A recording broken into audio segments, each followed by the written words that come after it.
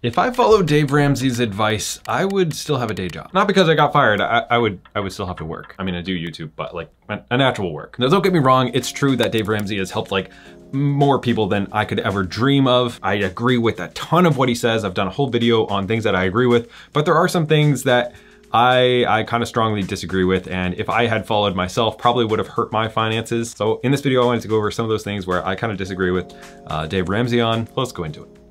Mutual funds. Dave's financial advice is generally pretty consistent for everyone, and that is to equally allocate your retirement savings into 3 categories of mutual funds. Now, by definition, mutual funds are actively managed funds, meaning that an individual or a team is deciding how those funds get managed. Which sounds nice until you realize that over 5 years, only 13.5% of actively managed funds managed to outperform the S&P 500 index fund. And over 10 years, this drops to just 8.6%. And knowing which 8% of mutual funds are gonna outperform index funds is kind of impossible. So for me anyways, when it comes to investing into the stock market, I strictly invest into index funds. Just looking at like a bunch of different data, that seems to be the thing that is gonna perform the best over the long term. It's gonna be like no or very low fees. I don't have to pay somebody to make less money than the average. For me, it just makes a lot of sense. All debt is bad debt. I will say that most debt is horrible, soul-sucking, disgusting, crushing, horrible. That was a lot of just all the bad words you can think of. That's what debt is generally. And I totally agree that if you have bad debt, you should get out of it as soon as humanly possible.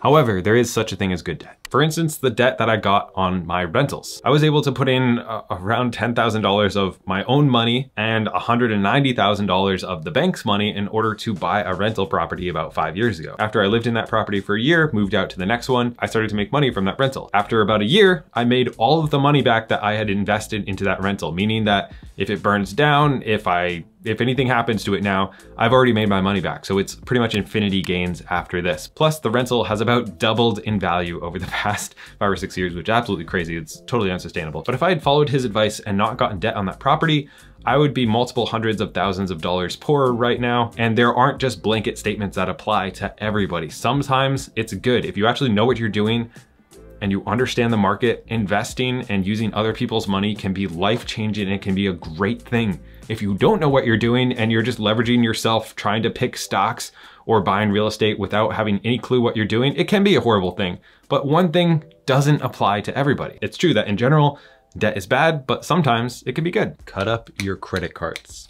Couldn't find scissors, but anyways, there are studies showing that people spend more money when they have credit cards as opposed to cash. So it totally makes sense why he recommends why you shouldn't use credit cards. A lot of people are not credit card people and they cannot control themselves when it comes to that. However, if you're not part of that average, maybe you're a minimalist and you don't really buy anything unless you actually need that stuff, then credit cards can get you free flights to Europe to travel for like a month and free hotels, and it can give you hundreds or thousands of dollars. If you can game the system, you can earn, multiple % back on your money. Plus you can sign up for things and get hundreds or thousands of dollars per year signing up for different credit cards. Generally, when he talks, he's talking about the thing that is correct for most people, for the average American. And I do totally get that. But if you look at yourself critically, like I was the average before where I couldn't control myself, and now I've actually been able to control my spending, then it can be a valuable tool. It can help you build credit, save money, or even make money, as long as you're using it and paying it off at the end of every month. You're being really responsible with it. You're not spending more money than you otherwise would. If you can control that, it can be a cool thing. He thinks you should always use cash. Now, don't get me wrong, using cash can be absolutely great, but in today's world, we buy so much stuff online at actually cheaper prices that it doesn't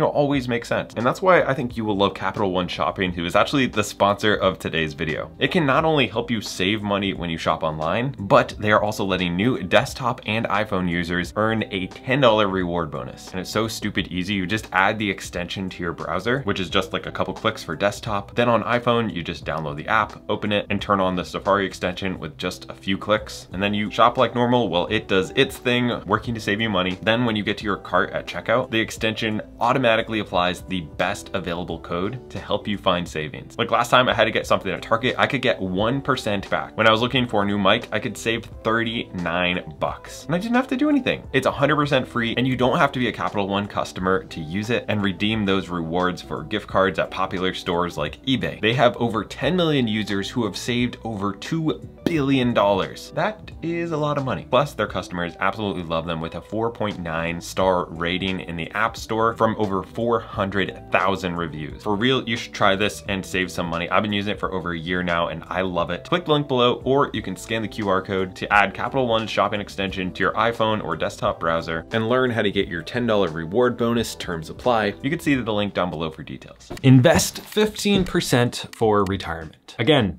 this is more than the average American does. So if you're investing nothing for retirement, this is way better. However, that is a great plan to become a millionaire when you're 65, and with the average life expectancy being about 77, then you should have about 12 years to enjoy those millions of dollars. However, if your goal is to reach financial freedom in your 20s, 30s, 40s, 50s even, it's probably not even gonna be close to helping you out really. It's gonna take about 41 years to be able to retire if you're investing 15% of your money. So you can do the math on if that's something you want for your life. It's a great place to start, but personally I shoot for at least a 50% savings rate all the way up to 75% savings rate, because if you invest 50% of your money, you will be able to retire and live off that money indefinitely in about 16 years. Whereas if you bump that up to 75%, you'll be able to retire in just 7 years. It's gonna be a lot more extreme, more sacrifices. You might need to do something like house hacking, which involves leveraging some debt. You might have to be frugal, work side hustles, all these different things, but the finish line is much, much closer when you strive for something way higher. Pay off your house early. In general, I believe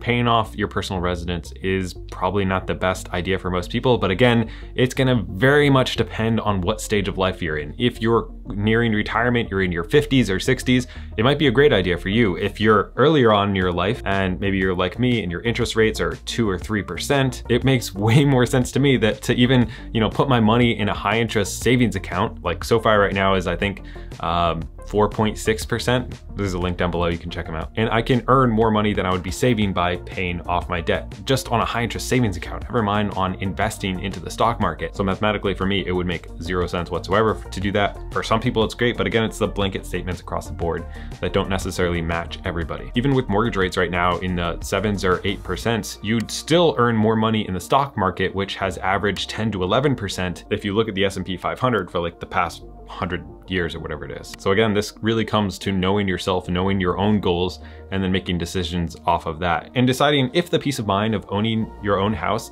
outright and not having to worry about it is worth missing out on a couple percent worth of gains that you could potentially make. Obviously, in order for that to work, you would actually have to invest that money, which is what most people probably wouldn't do. So you just have to really know yourself. Ignoring opportunity cost. Dave is occasionally criticized for claiming that he earns 13% on his mutual funds, yet still recommends paying off low interest debt like on your home first. So I wanted to break down some of the math and show you how that could actually impact your life. The average mortgage today costs about $400,000 at 6.9% over 30 years. And the monthly payment for that is $2,634. If you added an extra $500 to that monthly payment, you would save $224,865 over 21 years and 3 months. I had to write this down. If let's say you had invested that $500 a month instead into the S&P 500, which averaged a 9.8% return over the past 20 years, in the same amount of time, you would have earned $277,831 in interest. So by failing to look at the opportunity cost of investing